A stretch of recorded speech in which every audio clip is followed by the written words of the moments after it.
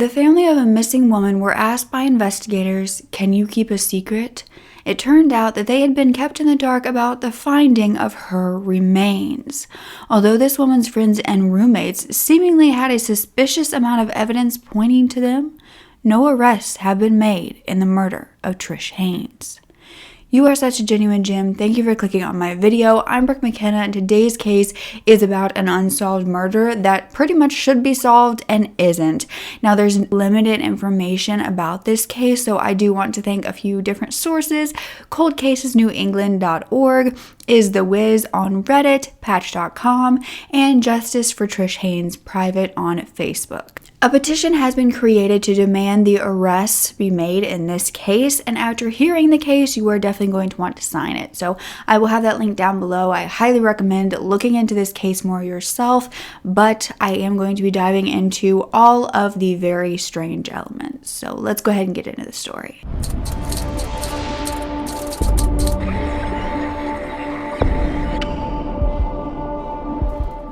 So it was 2018 in New Hampshire, and Trish Danielle Haynes had recently moved back to the state temporarily. Trish was a 25-year-old who had been raised by her grandmother Sandy and her great-aunt Valerie, as well as her grandpa Stephen. This was due to her parents being in their teens when she was born, so her grandparents and her, they moved quite a bit during her childhood, and it was said not to be a very easy time on Trish. She had been hit over the head with a baseball bat and assaulted by a family friend of her mother's. She received 2 serious concussions and had PTSD at this time that followed her through her life. But Trish was always an optimist, even throughout all of that. She had a zest for life, and she was known to be this intelligent and independent and loyal to a fault girl. She was easily forgiving and loving, and even in her 20s, her family said that she had an innocence about her, as though she was still a sweet child. But after May 16th, 2018, Trish had ceased contact with her family, which was very, very strange for her.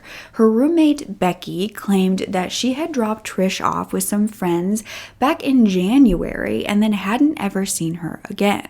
Now, she named these friends being Ashley and Doug Smith. Now, her friend Ashley Smith then claimed to have been with her during that time, however, had not seen her in the weeks leading up to her breaking contact with her family. So the next month, her family, who lived all the way in Florida at this time, they began to be concerned, so they reported her missing in New Hampshire. It turned out that Trish had recently moved back to New Hampshire, Grafton specifically, due to the fact that she had left a relationship. Now, the relationship had begun back in 2014, 4 years prior to this, with a man named Christopher Hughes.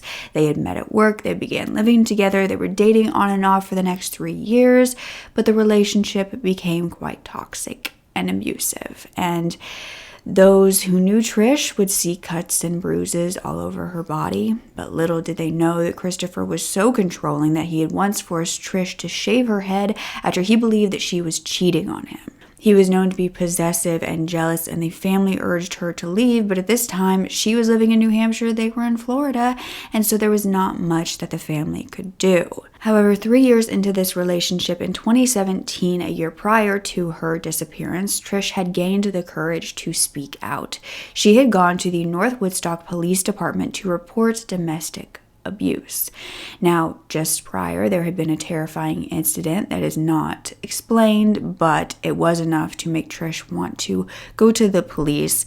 It sent her over the edge. She was done putting up with this. However, as soon as Christopher was notified about the report, he reached out to Trish to have her recant her statement.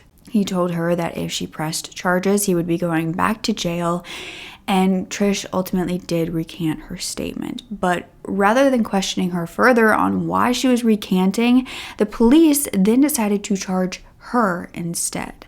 They charged her with a misdemeanor of filing a false police report. She would be going to court for this in January of 2018. So until then, she had broken off with Christopher, and so she needed somewhere to live. So she actually moved all the way to Florida with her family. When it was time for her court date in New Hampshire, Trish reached out to a friend to see if she could stay with her for a little while. This was Becky. Becky was extremely accepting. She had a very large farm with lots of animals, which Trish loved, and so she was invited to live there for the time being.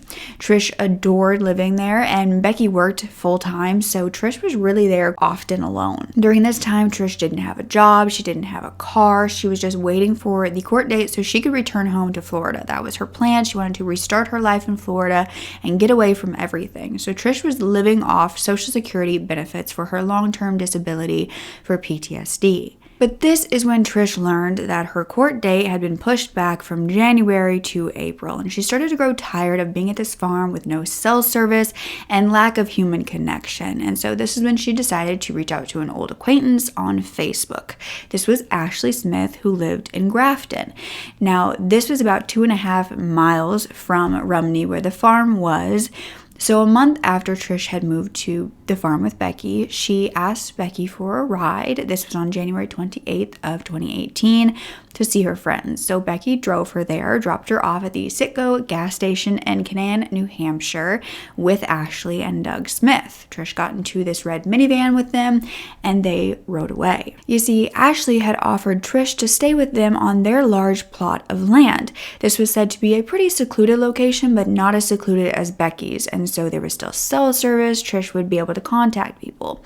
Though Trish would quickly realize that she was going to have less communication than she had at the farm.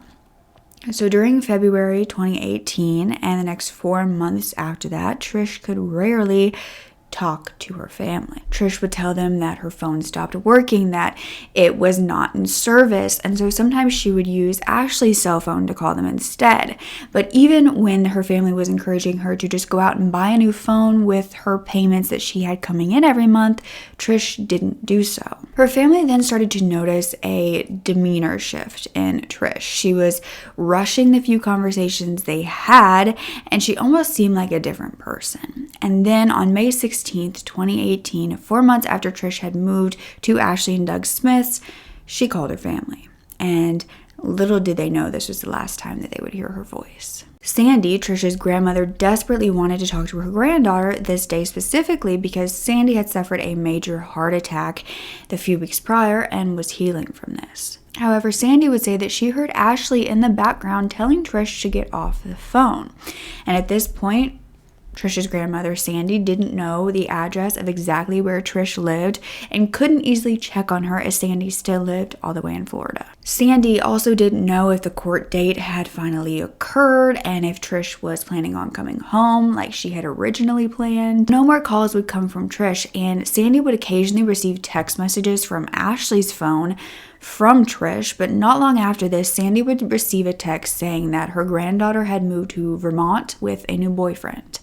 And when Sandy pressed Ashley about this, Ashley said that Trish was actually angry with her and didn't want any more contact with her family. Sandy knew that something was very wrong at this point. This was not something that Trish would ever do, so Sandy told Ashley that she would leave Trish alone. She just needed to hear Trish say this herself.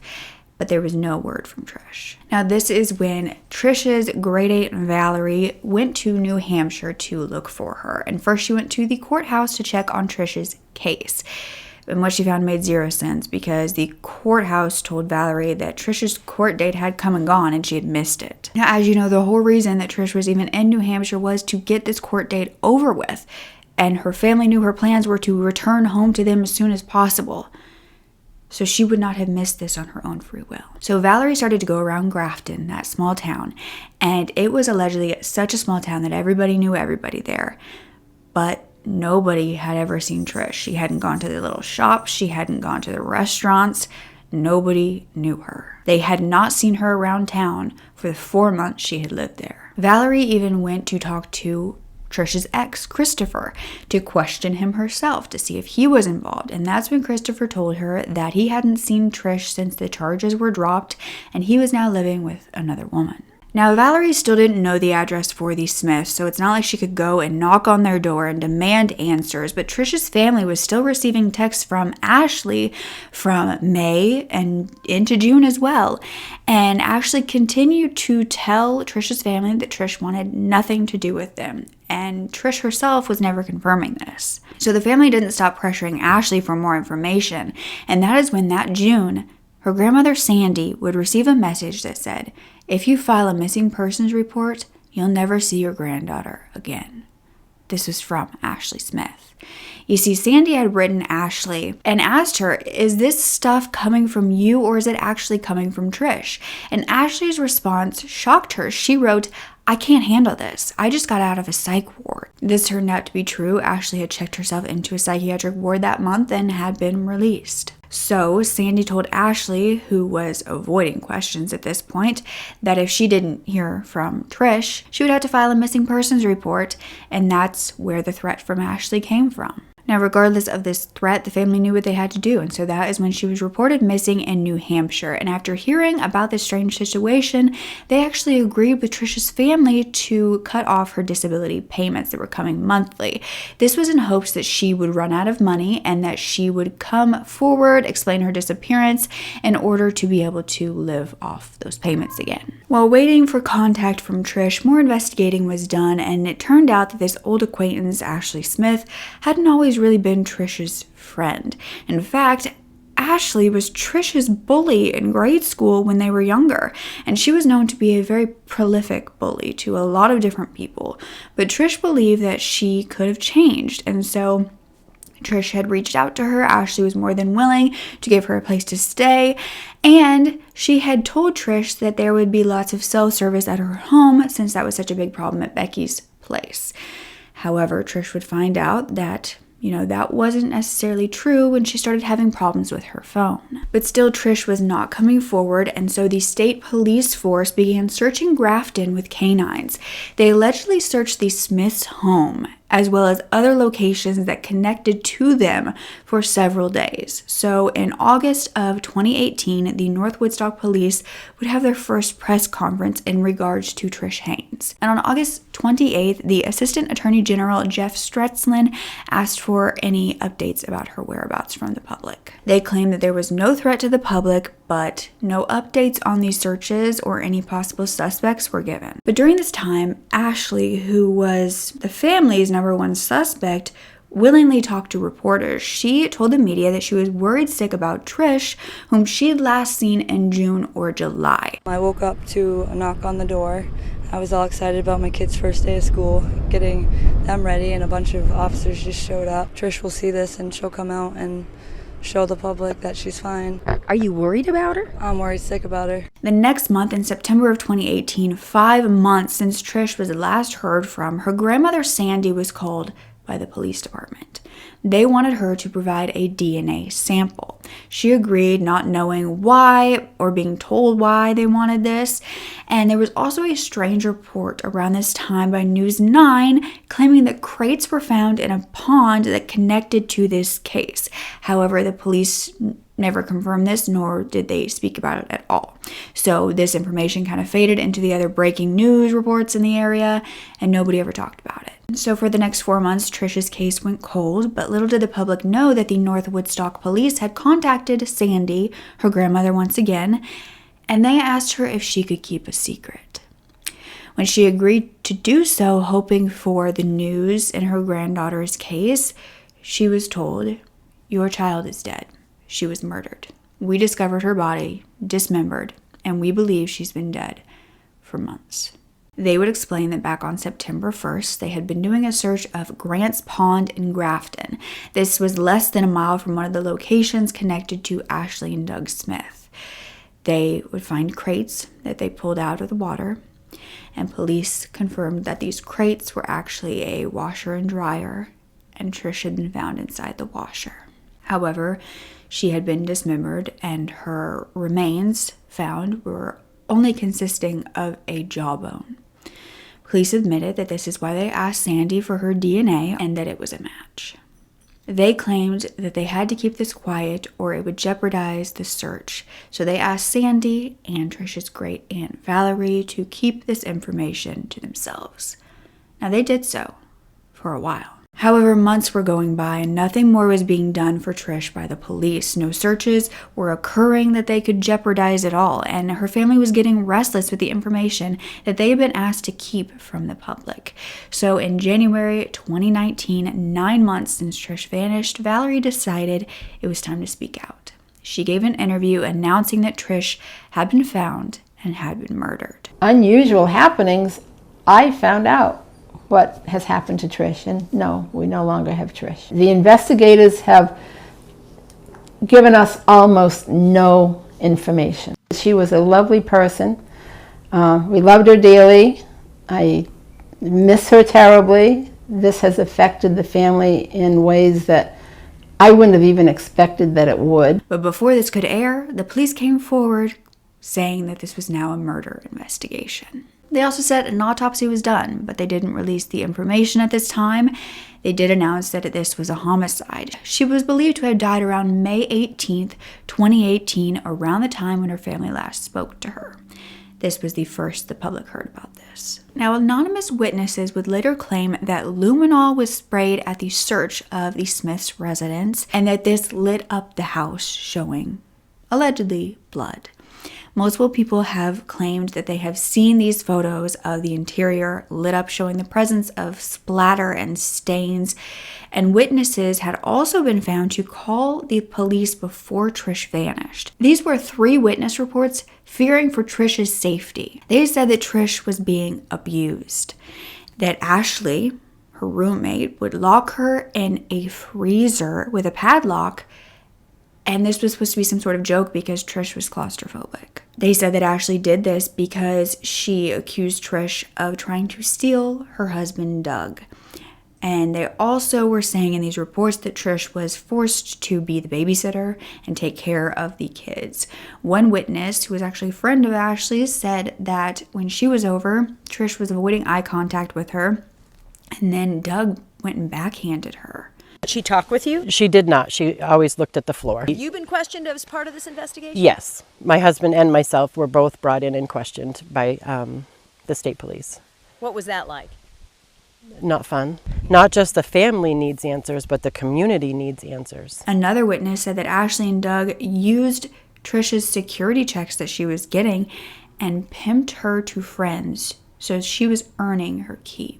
There was also a witness who talked to the podcast Murder, She Told that said that Ashley asked her to help renovate the basement and the play area, and down there was a working washer and dryer and a freezer. The witness looked into this freezer and she saw dark hair and blood. She asked Ashley what this was from, and she said that it was from deer carcasses from her husband hunting. The freezer nor the washer and dryer were found in the Smiths' home. One witness said that Trish's death was actually just the awful joke of putting her in the freezer and they left her in there too long, so when they opened the freezer, she was already dead. But Doug was in jail on and off during all of this, never about Trish's disappearance, but coldcasene.org spoke about a statement from one of his inmates that he was with, and this inmate informant said that Doug had spoke to him and said that in May of 2018 they had a bonfire and Trish was accidentally shot by one of the men with a bow and arrow, and so that is when they dismembered her and later burned her and discarded what was left in the washer. There was also allegedly another couple living with Doug and Ashley and Trish and their kids during this time, and this was Travis and Sarah Coultier. Now, Sarah Coultier had actually been the one who gave the tip to police to look at Grant's Pond, where her body or her remains were found. Now, Douglas and Ashley Smith have never been identified as suspects in her disappearance, though they do have a criminal history. Douglas Carl Smith Jr. had a record of sexual assault in 2009 and was a registered sex offender. He was in jail for burglary, theft, harassment, assault, violation of probation, on parole, receiving stolen property, resisting arrest, and that was all between 2008 and 2018. All before or during the time that Trish was staying with them. He was also rumored to be a drug dealer. It was also found that Ashley Smith, formerly Ashley Ruff, grew up in a very tumultuous household. Her parents, Wendy and Byron Ruff, were charged with child endangerment of their 5 children in 2005. Now, this was when their home was found unhealthy to the point where it needed to be condemned. It was full of garbage and animal waste from 57 pets. There was no food in the home, and there was also sexually explicit photos pinned to walls near soiled mattresses. The children, though, were not immediately taken from their custody. They were allowed to move back into this house with them after it was cleaned up. Then their charges were dismissed due to the search warrant being ruled illegal on a technicality, and the only thing that was done was their 57 animals were taken away.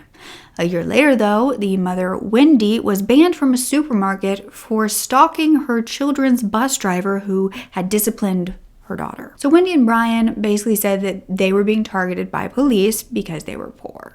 Strangely enough, though, Wendy's mother, so Ashley's grandmother, had vanished back in the day. Ashley was 10 years old when her grandmother disappeared and was never found. This was in 1978. She was seen at her home and reported missing the next day, and she's never been found. But Ashley began her criminal record in 2013 with crimes such as simple assault, resisting arrest, hindering apprehension, and tampering with public records. She was pregnant with her 6th child at the time that Trish had stayed with them. And then in March of 2018, 2 months before Trish had last been heard from, both Ashley and Douglas were arrested on theft by deception and receiving stolen property. Then in 2019, about a year after Trish had vanished, police were called to Ashley's home on report of domestic disturbance. The police chief spoke to Doug Smith at this time, who said that Ashley was going nuts and trying to steal his car.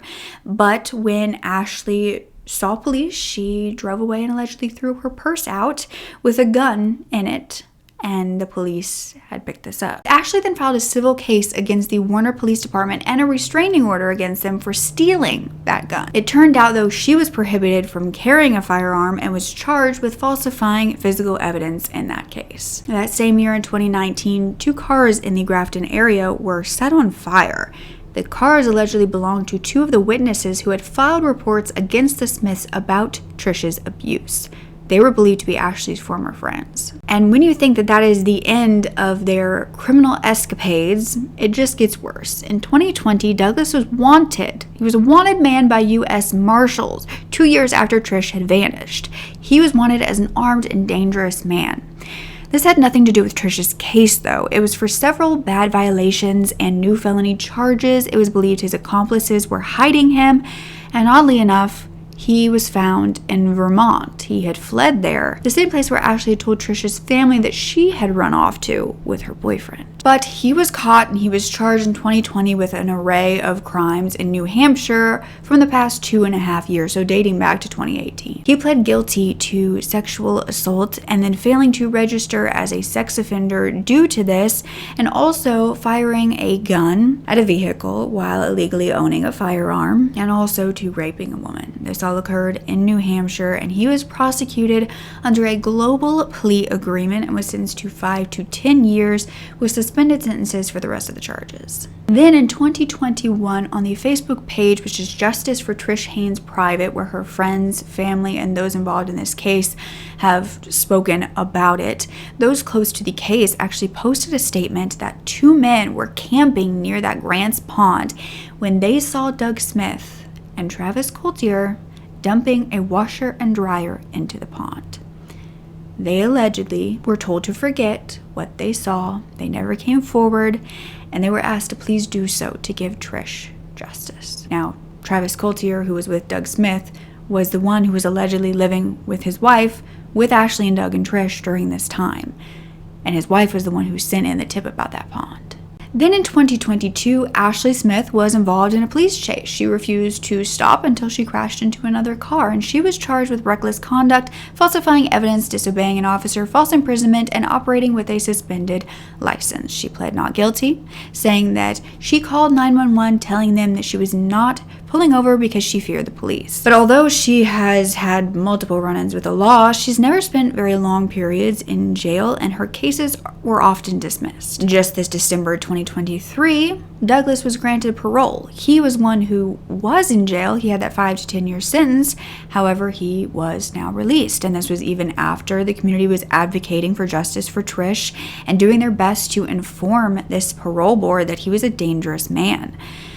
But since Trish's disappearance, all of Ashley's children have been placed in foster care. After 5 years since Trish vanished and her remains were found, no arrests have been made, nor persons of interest named. Trish's great-aunt Valerie said, I want them to know that we're not going to stop until they are prosecuted. We're not going to stop until we know that they have got what they deserve in terms of a punishment for taking the life of a beautiful young woman. Don't rest at night thinking that you got away with this, because you haven't. Another horrific thing that I found was that the family of Trish have held rallies for justice, and they have gotten these shirts that say justice for Trish. And then on Facebook, Ashley and Doug, as well as their families, would post photos of shirts they made that said favorite criminal, as well as F your justice, Trish. The family is well aware of the circumstances surrounding it, yet there have been no arrests made. So we are here today to make sure that her name is not forgotten and make sure that her case stays front and center. That is all the information that I could find, and really that all that is known and has been released to the public. So if you have any information about the murder of Trish Haynes, please bring it to the New Hampshire State Police. I will leave the number down below. And you also don't have to be named. You can be completely anonymous if you want to go through Crime Stoppers. I'll leave that number as well. It's so important to come forward. I think one of the biggest people who has information is Sarah Coultier, who knows that her husband dumped the body, who may know exactly what happened, who I wish was interrogated, and maybe we just don't know if she was or not, but it doesn't seem like she has been, even though she's sending the tip about the pond. I think she knows a lot more than she's letting on. I think Ashley's friends who reported the abuse have tried and were trying before she was murdered, and no one was listening to them. And I just think that's so strange. And why in the world did the police ask the family to keep a secret and weren't actually telling them what they had found and that Trish had been found, when they were thinking that their loved one was just missing and they knew that she had been murdered? It does not make any sense to me as to why these people have not been arrested with all of the information brought against them. Just the reports that claim that she was being abused by them. You think that they would at least be able to question Ashley and Doug Smith? What do you think really happened to Trish that day, that night, during those 4 months where she was kind of in contact with her family, but almost like she was being controlled by what she had to say and how long she could talk? Was this a plan by Ashley, who used to be her bully? Obviously something was happening from the very beginning, because she didn't even go to her court date when she first moved in with Ashley and Doug, which was her #1 priority. Were they not letting her leave? Was this poor woman held hostage for 4 months in their home? What kind of torture were they putting her through? And why in the world is this still unsolved? Again, I will leave the petition to demand arrests down below. This case is so important to spread the news about. Please go follow the family's Facebook page. Get involved in any way you can, so that hopefully one day soon, Trish can get justice. But don't forget to speak up. Your voice is powerful enough, and I love you to absolute pieces.